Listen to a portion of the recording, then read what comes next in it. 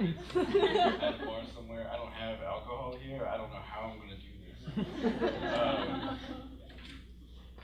So I have, I think, 5 poems. I have like 2 prose poems, and I'm just going to hold them up and then we're going to read them together. It's going to be really great. But then I'll read them and they don't have titles, and then you can, I don't know, think about them when you go home tonight. No, this has a title. November 3rd, 2015. I had a dream about a friend. In the dream, my friend and I did not have sex, but the way we interacted within the dream seemed to suggest that sex had recently happened. I don't know what that kind of dream is called, but it felt nice to be comfortable with a person in that way.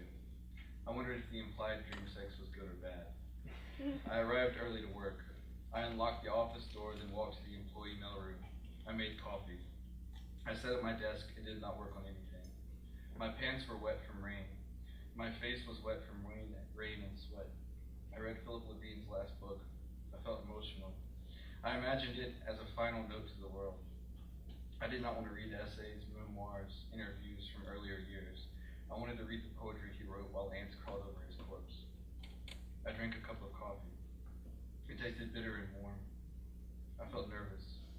I did not know what I wanted to be. I did not know what I wanted in both a direct stimulus way and also an overarching grand scheme way. I wanted to not feel my stomach when I leaned forward in the chair. I thought the words, if I imagine that some part of myself is my child, maybe I can love it more. The office smelled like perfume. My stomach hurt. I did not know if it was from hunger. It felt like a dull, good pain. I imagined a dull knife blade pressing into my skin. I imagined stretch marks appearing in the skin around the blade, then, over time, new freckles and moles forming over the loose skin. I did not feel funny. I tried to think of something funny. I imagined lying on the carpet while the perfumed woman at the front desk talked ceaselessly about her life and her uncertain future. I did not need to respond. My lying down was a signal to her that I listened. I imagined she petted my head and I became a human-sized bloodhound, and the office became a deep orange wooden room, the color coming from a fireplace just in front of me, the bloodhound. That thought still did not seem funny. I imagined the bloodhound that was me was mostly an outside dog. I coughed into my arm. My breath smelled bad. I breathed into my cup hand and tried to place the smell. I imagined walking through the hallway of a midnight hospice. When I swallowed, I tasted the fluorescent lights and the moaning patients and the linoleum tiles. There was sweat on my forehead and cheeks. I leaned forward and felt sweat in the folds of my stomach. I smelled myself in the room. I listened to an audiobook and played small games on my iPhone. I imagined yelling as loud as I could until my voice stopped working. Then I imagined a similar process for feeling as much as I could until I felt nothing at all. I imagined walking through a house full of friends and interacting with them in a perfectly minimum way to ensure that they liked me but did not know me. I took off my coat. I looked down at my stomach and chest. I felt ashamed.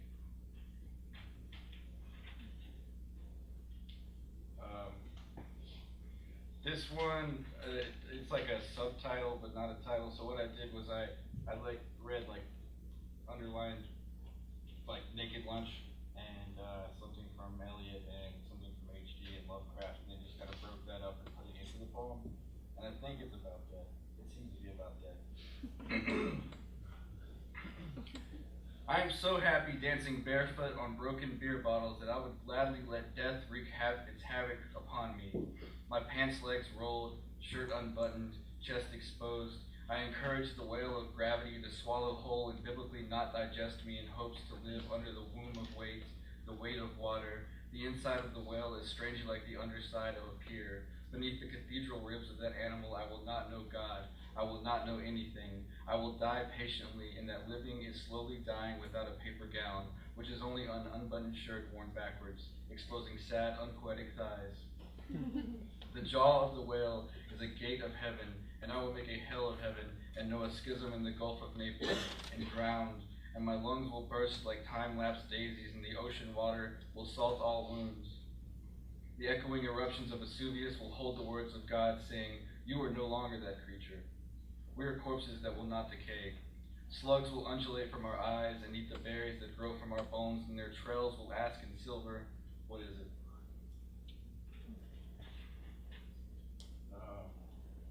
So in this poem, I was like, I'm gonna have a bunch of images, and then I'm gonna use all these images. So I was taking notes, and I was like, I want this image in there, and then I want this image in there, and then instead of writing the poem, I just put my notes down on a piece of paper. It's not. I don't know. Image of black fading into gray. Laptop battery inside chest cavity. Teeth against shattered thighs of porcelain doll. A tongue cut, blood as money, conflict personal, wild animals attacking campers as they close their eyes to prey. Battery overheating. Image of streaming images, crying during a bad movie, soap scum in bathroom sink, hand towel wrung dry, pair of lungs full of words pushed out of the mouth with each breath, lungs turned inside out with words stuck in like alveoli. Words that cannot be spoken. Wet cloth growing mold. Image of stepping out of car, drunk after long drive. Pale scalp under thinning hair. Asymmetrical mold. Dark flesh mounds, dark liquid pouring over. Saliva of streams. Rice, a crawling grain. Hunger as the greatest disease. Desire as a black hole. Image of infinite mistakes. The wrong sound. Porous flesh, animal cells, childbirth. Image of rolling eyes, Unshan Andalou, reconciliation, lilacs wilting, walls, empty museum, people in black turning gray with movement, ashes in the wind blowing, fire burning nothing, image of your first memory, paper cut, the scar on your knees from your bike pedal, escaping gas, the crayon wallpaper in your childhood bedroom, a horn honking, you pulling a hermit crab from its shell, an idea, your ceiling getting closer, your ceiling getting closer. I read everything in the poetic voice that Eli was talking about. So if you wanted to hear his poem, I'm just doing it this time. When the power went out, I filled my dreadnought guitar with coins and strummed and shook both our bodies in the dark. I let the weight of the money, the dead noise, crush my thighs into the sofa, and for days heard my stomach growl and only guessed that my fingers bled. Byzantium was burning. I laid back with the shortness of breath and imagined quarters lined up end to end with small squares of dark wood behind and thought the words heavy metal ironically. Coarse hairs, mildewed and meshed with the stained t-shirt. My arms calcified and red roots grew around both necks when the buildings fell, I was not crushed. Candles were placed along the flat surfaces, among the roots. My eyes froze on the orange glow. The wax melted but did not burn. Bees pollinated plastic flowers, and already chewed gum dried in the open air, and when the wind blew, the strings quaked, and the coins rattled, and the instrument played against itself. This is the last one. It's like either a prequel or a sequel to the first one.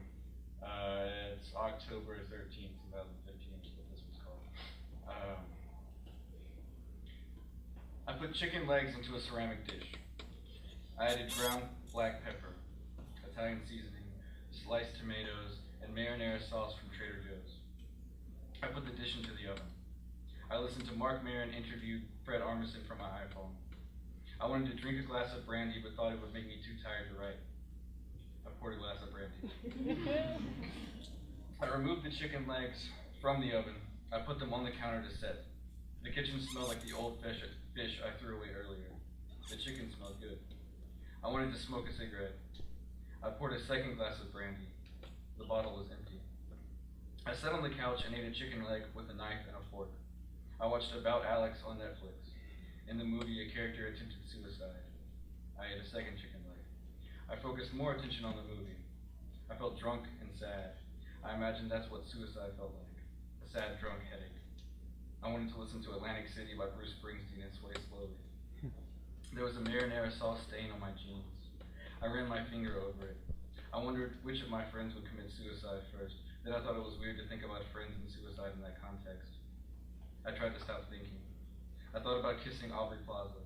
I thought about eating tacos from Taco Bell or a Philly cheesesteak from anywhere that sold them. I thought about goat cheese and how much I liked it.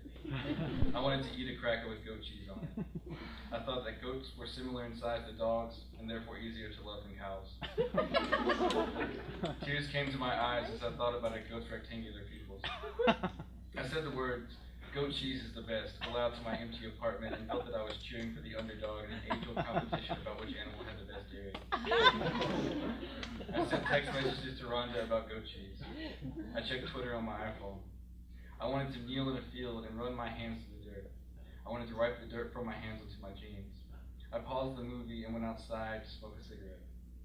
I thought the words, "We are all suburban," and "I want to die." At first the words were separate, then connected, then in my mind they overlapped and I could no longer distinguish them from each other.